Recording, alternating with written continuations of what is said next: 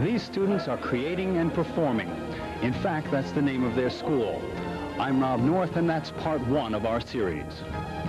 We're going to begin a series of reports on a Cincinnati school in which the students are taught that all the world can be their stage.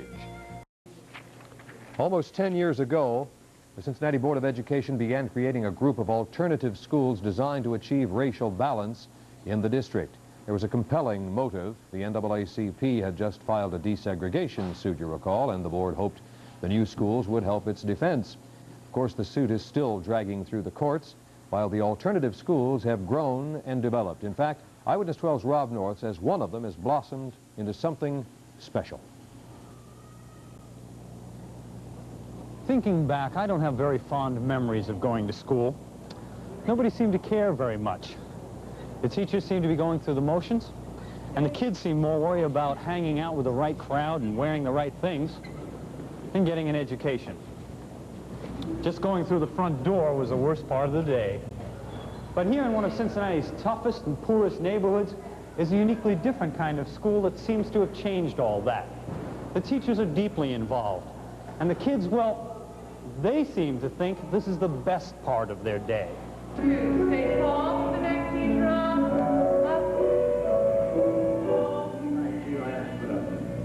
And dividing 6 by 2 gives...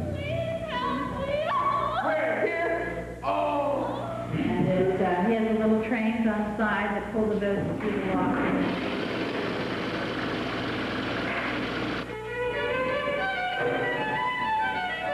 This is Cincinnati's School for Creative and Performing Arts. It's a place that's been called everything from a model for education in the 80s to a playpen. No matter what people call it, the school is a 9-year-old experiment in alternative education, and the only school in this country offering creative arts training beginning in the 4th grade. Anything ever frightened you? What do you do? That's why you were... SCPA students have been working hard for months. This Thursday night, they opened The King and I. I'm not afraid of that which is happening. You're back here, right? Hi, Doug. Senior Alton White is the king. Everybody has dreams, and a lot of dreams have to do with performing. People want to dance, people want to sing, people want to act. They just don't know where to go to get the training, and the school just gives it to you. That gift is here because of this man, Principal Bill Dickinson. Years ago, Bill saw his own promising career as a concert pianist lost because his public school teachers didn't have the time or the ability to give him what he needed. Bill became one of the prime movers behind SCPA. I want to be able to give them my hunger. Most of them have it already. But I want to be able to then translate that hunger into action. I want the excitement, but I also want the discipline that this place can provide for the kids to be able to take with them when they go out into the world. Over the next couple of nights, we'll get closely involved with some of the people here in the school. And on Thursday night, we'll be down front and backstage for the gala opening night performance of The King and I. By the way, it's really tough to get into this school, and that's where we begin tomorrow. I'm Rob North, Eyewitness 12 News. Well, that's an auspicious beginning, and I've been looking forward to this series, and I am now looking forward even more eagerly. Yes, everybody involved with the report, Rob and executive producer Dave Cromwell, very excited too. Yeah, and John Dell. Contagious. John Dell has been shooting it, you betcha. And now us as viewers. Yes, indeed. Okay, I'll be tuned in, I'll tell you that. Many have dreamed of a life in show business, singing and dancing before a packed house and hearing the thunderous applause of the crowd. But even taking the first few steps toward making that dream a reality takes more than wishful thinking. Much more. Eyewitness 12's Rob North explains. -4x + 4. Well, Why is your head above mine? I am not afraid of that.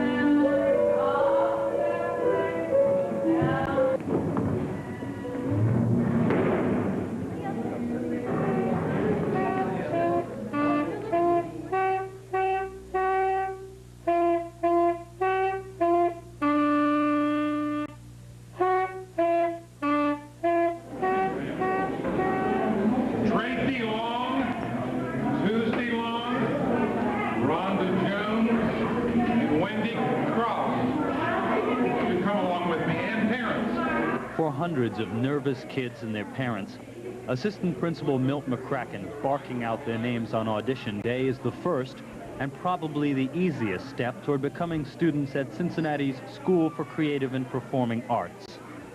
The real world intrudes early here. Students must prove they have or can be taught art skills, or they're not accepted.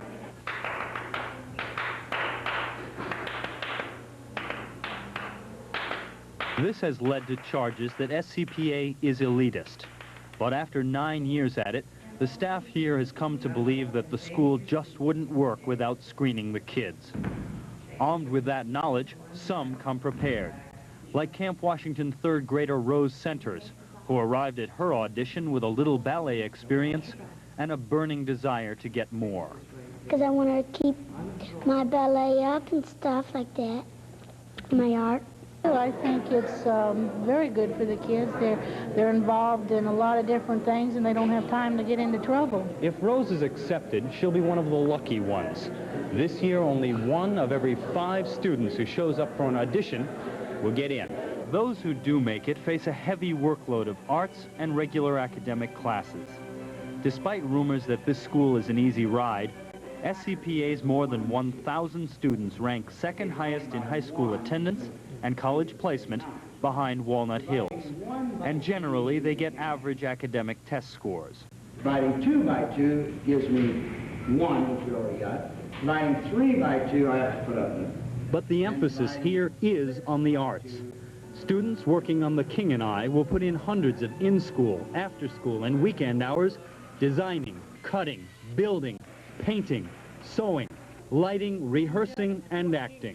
It gives you a realization of how hard of work it is, and it gets you used to the type of rehearsals that you would have in a job outside of school. It's what we enjoy doing every day. A lot of us want to do it as we get older, and those of us who don't learn what it's like, and we learn to appreciate the arts for what they are. It's a lot of fun, and it's exciting to do that kind of stuff if you like to do that stuff.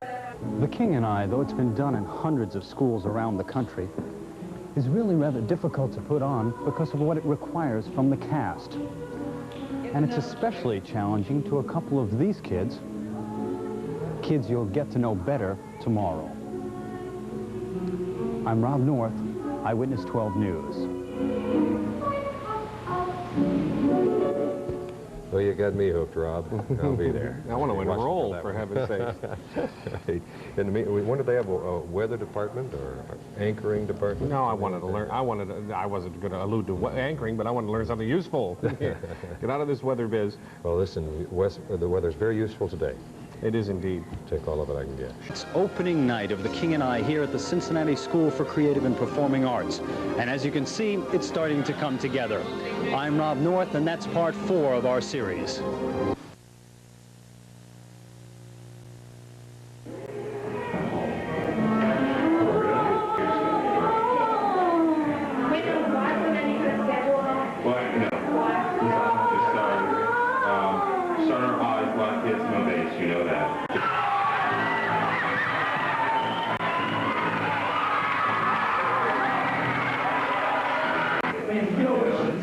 I guess not. Man, I feel like we're buried or something.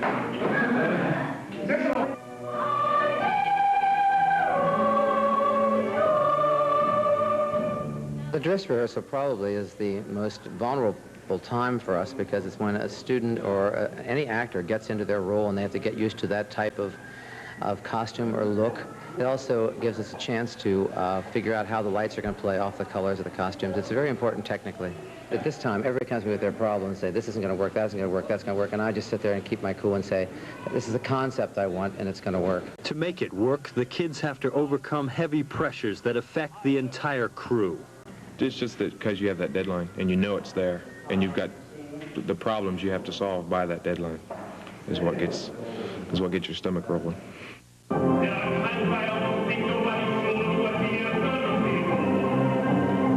Your stomach gets very tight and you feel sick, but I'd say after the first show you feel all right, and the second show you're back to normal. You're just like you are in rehearsal.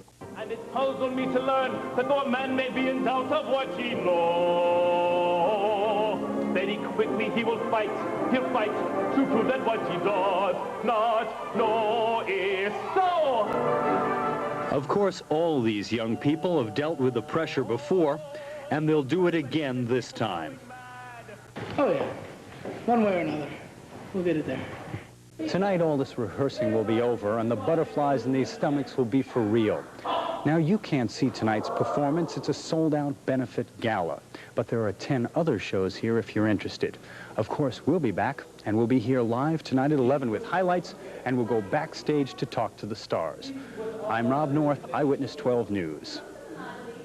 That's exactly right. That'll be live on the 11 o'clock news tonight. That should be very interesting. And our first night of Roger Grooms will be here in the studio after being in the theater to review the production. Which should be very interesting. Live behind the scenes right after it, and then Roger's review. They'll be sitting like waiting for the New York papers to come out to see what you said. So, right. That's exciting. All we need here is a Sardi's somewhere, huh, to which to wait. In the meantime, we also need to know what the weather story is going to be overnight. They ought to be putting on a production of Barefoot in the Park. I'll tell you, yeah, that's Barefoot in the Park weather. And still ahead, the students at the School for Creative and Performing Arts get what they've been working for, applause. Etc. Thank you. I know you're wondering what I'm looking at down here. I know what you're looking at. Well, you know exactly what I'm looking at, but perhaps you don't. We've been hoping and looking forward all night to getting a look at some of the cast immediately following the King and I performance down at the School for Creative and Performing Arts.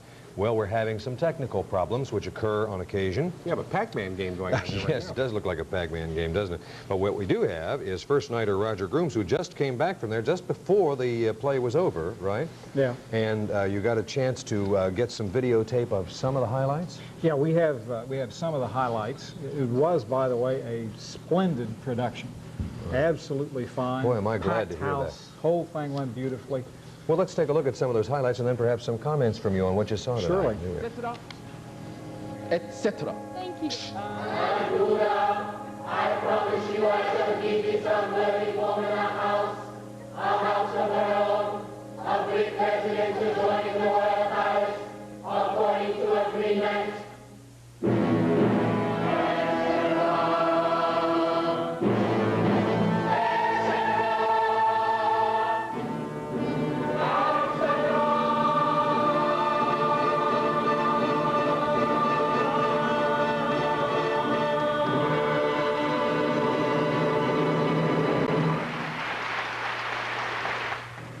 And on that rouser, the first act of The King and I ends. The School for the Creative and Performing Arts is really a jewel in the Queen City's crown. Tonight's King and I can be seen, enjoyed, and respected on any level you want. It is professional. And this spring, there are going to be a lot more shows just like it across the tri-state. Not all of them as professional as this one, but positive and vibrant and entertaining. And those who make a profession out of gainsaying today's youth would do well to get off their backsides and get out and enjoy. All is not lost, folks. This reporter can attest to that. Well, I am so glad that I've been worrying about this review all week. I really have, because I knew you were going to tell exactly what you felt, and I was hoping this was going to be an excellent production. I don't have to be patronizing about that, because it was well done. That's precisely what I meant. I knew you wouldn't be patronizing, and in fact, we're delighted that we've had a series, as you're aware, surely, that's been going on all week about the School for the Creative and Performing Arts, and we were obviously taking a chance by getting our professional reviewer to go down there and take a look at it.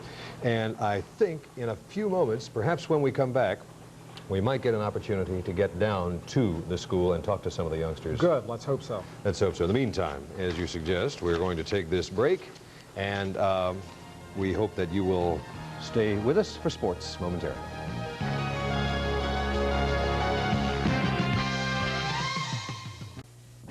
Well, as we have been telling you, the curtain has just come down moments ago on the Cincinnati School for Creative and Performing Arts production of The King and I'm watching very carefully, as you are, to see if our technical problems have been cleared up. Rob, I wanted to find out how our friends feel about their performance tonight. Nick, I'm not a theater critic, but I thoroughly enjoyed the open night performance of The King and I here at the School for the Creative and Performing Arts. The acting, the singing, and the dancing were really lovely, and I'm standing next to one of the highlights of the entire show, which is Alton White. Alton, you seem to be really in control of your material and showed no of the little skitsies on opening night. How did you feel? I felt kind of scared because I didn't know how it was going to go, but I'm just glad that everything went well. I'm overjoyed. God, words cannot express. I'm just really happy. We really didn't get a feeling of just how talented you were in rehearsals. You really blossomed on the stage. Well, in rehearsals, I don't know, you kind of worried about making mistakes, but when it comes to performance, you can just let go and relax and do what you want to do, because whatever you do is done. It was my pleasure watching you. Let's talk to one other extremely important person, the student director, Dia Eucler. Dia, you told me a week ago that you had a queasy stomach just thinking about calling tonight's show. How did you feel when you actually had to do it? I was ready. I felt, okay, here it goes. We're going to do it. And it went fine. It went perfect. We had a tech rehearsal this afternoon, and it went just perfect. Thank you, love. Nick, if I can close this on a personal note. When we first started this series, I said that I didn't have a lot of good experiences in my own public school career. But the students and the staff here have proven to me that learning can be a really enjoyable, marvelous experience. And more than that, I think they've proven to this city and to themselves that all the world really is their stage. Back to you. Rob, that's wonderful. Really have enjoyed that series tremendously.